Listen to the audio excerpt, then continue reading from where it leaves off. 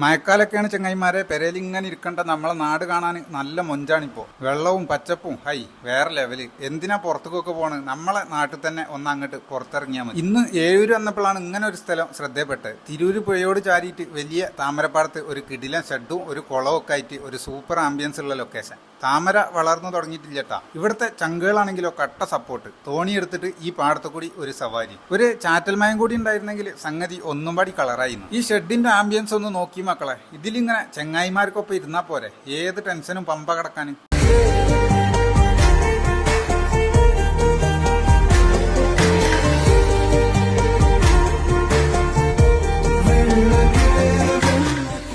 തോണിയാത്ര അത് സംഭവം നല്ലൊരു അടിപൊളി ഫീൽ തന്നെയായിരുന്നു. തെങ്ങിൻ തോപ്പിന്റെ ഉള്ളിൽ കൂടിയൊക്കെ ഉള്ള ഒരു കിടില യാത്ര.